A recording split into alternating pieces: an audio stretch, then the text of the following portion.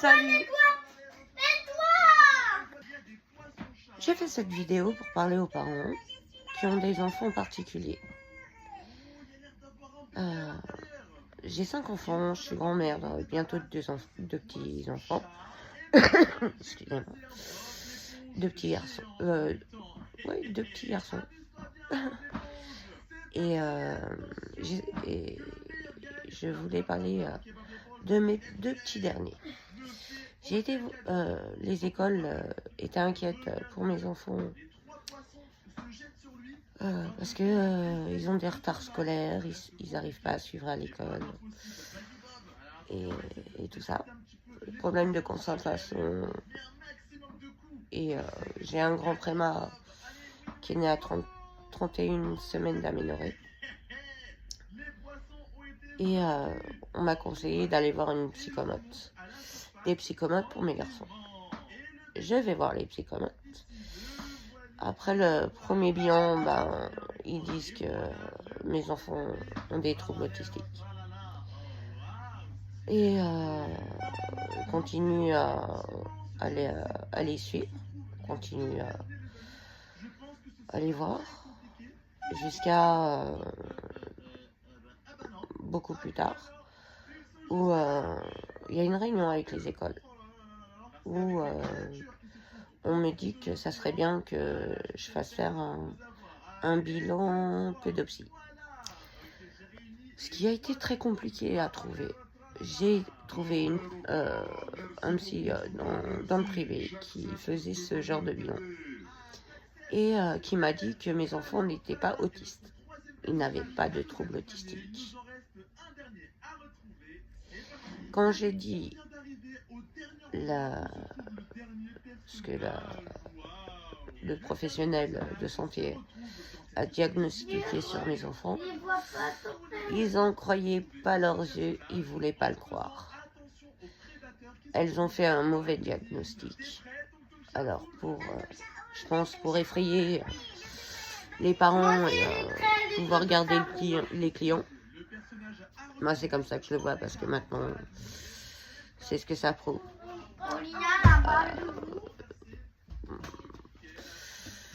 Je dis ça parce que ça fait 3-4 ans qu'on fait suivre nos enfants par ces personnes. Jusqu'à la dernière année, là, celle qui s'est écoulée, où la psychomote de l'un de mes enfants, se permettait des familiarités avec moi, en m'engueulant, en me parlant comme si j'étais sa fille, en fait. Je lui ai dit que j'allais arrêter de travailler avec elle à plusieurs reprises, mais là, je commence à saturer. Alors, pour les parents qui ont le même problème que moi, ok, il y a des listes d'attente, mais ne laissez pas ce genre de personnes vous saper le moral. Ne vous fiez pas au premier diagnostic qu'il vous donne, parce que le bilan, il n'est pas remboursé. Et c'est 600 € que j'ai payé pour le bilan de mon enfant, qui au final a des troubles psychologiques dus à un choc émotionnel, un trauma psychologique. Et je vous passe les détails parce que c'est assez dur d'en parler. Et je leur ai fait constater que, erreur de diagnostic, je garde ma patience. Et j'avais qu'une envie, c'est de leur dire, mais professionnels de quoi vous êtes? Vous faites des faux diagnostics, vous vous plantez sur toute la ligne, l'enfant ne progresse pas avec vous, et vous prenez des sommes qui sont pratiquement 46 €, bientôt ils vont monter à 50 dans les années qui suivent. Et plus ça va, plus ils augmentent leur prix. Et plus ça va, plus j'en ai ras le pompon. Et au final, qu'il n'y ait pas qu'il n'y ait pas les résultats qu'ils ont promis. Alors, cette personne se permet des familiarités avec moi. Pourtant, c'est moi qui la paye. Et voilà. En tout cas, si vous rencontrez ce genre de personnes, faites faire un bilan par quelqu'un d'autre. Ne les croyez pas. Parce qu'au départ, moi et mon mari, on était détruits. Psychologiquement, on était détruits. Faites faire un bilan par quelqu'un d'autre. Au moins, vous êtes sûr. S'il y a le même diagnostic, vous serez sûr. Mais ne vous fiez pas au premier diagnostic qu'on vous donne. Parce que sinon, ça va vous faire mal au cœur et pour rien au final. Parce qu'au final, vous allez vous rendre compte que l'autre professionnel va vous dire le contraire, ou va vous dire que c'est pas vrai, votre enfant est grand préma et c'est pour ça qu'il a du retard à l'école, il va passer le cap et rattraper son retard. Et l'autre, il a juste des problèmes psychologiques dus à son grand trauma. Et point. Ça va s'arranger dans le temps, il faut une thérapie et tout ce qui va avec. Mais vous fiez pas au premier diagnostic qu'on vous donne. Ne le prenez pas au pied de la lettre. Surtout, ne faites pas la même erreur que nous. Vraiment. Faut garder courage. Et moi, mes enfants, ils sont aussi hyper actifs. Excusez-moi. Et surtout le petit dernier. Et lui, le diagnostic nous a fait découvrir qu'en fait, il n'a pas un cerveau, il a un ordinateur. Tout ce qu'il entend, il le mémorise.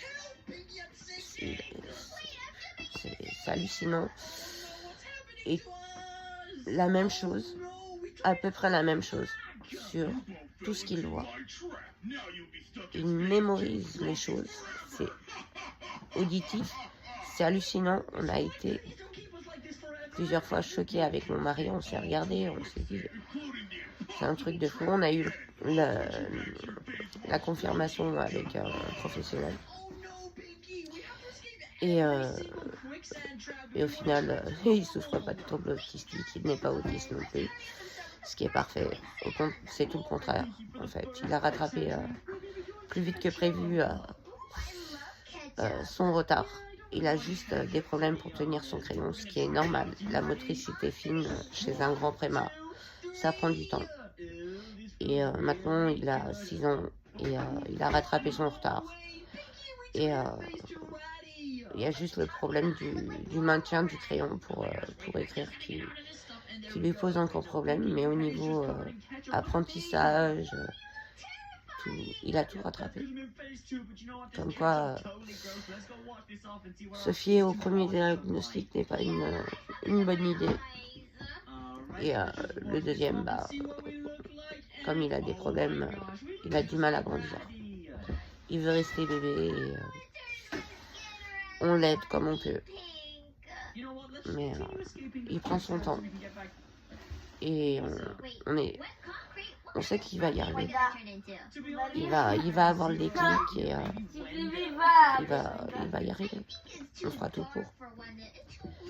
En tout cas, aux parents, je souhaite beaucoup de courage pour ceux qui rencontrent des difficultés avec leurs enfants particuliers, spécial, on va dire. Tout ce qui est spécial est magnifique, encore plus magnifique que le reste. En tant que parent, dites-vous ça. N'écoutez pas les ouais, il est en retard. Ça, tout le monde, toutes les mauvaises langues vont vous le dire. Ne les écoutez pas. Vos enfants sont particuliers. Mais ils vont y arriver. Vous en faites pas. Laissez-leur le temps. Aidez-les comme vous pouvez. Apprenez-leur à dessiner. Moi, c'est ce que je fais avec mon grand préma, qui a 6 ans maintenant. et qui arrive à dessiner des trucs. Oh là là. Laissez tomber. Il me dessine un Pokémon, s'il vous plaît, avec une si grande facilité, une si grande ressemblance, que je suis en train de me demander si je vais pas l'inscrire demain aux Beaux-Arts. C'est hallucinant le progrès qu'il a fait. Et voilà. Ils apprennent progressivement. Ça prend du temps. Il faut être patient. C'est dur. Je vous le cache pas. Surtout quand il y en a un des deux est hyper actif. En tout cas, soyez patients. Ne perdez pas courage. Ils vont y arriver avec tout l'amour que vous leur portez. Donnez-leur de l'amour, de l'amour, de l'amour, de l'amour. Donnez-leur de la confiance aussi. Plus vous leur dites que vous avez confiance en eux, qu'ils peuvent le faire, qu'ils vont y arriver, même quand ils ont une grosse forme de crocodile au visage. Dites-leur que vous avez confiance en eux et qu'ils vont y arriver. Que c'est juste un entraînement, le travail que vous faites avec eux. Juste un entraînement pour qu'ils y arrivent. Avec de l'entraînement, on y arrive toujours. Moi, c'est ce que je fais avec mes enfants.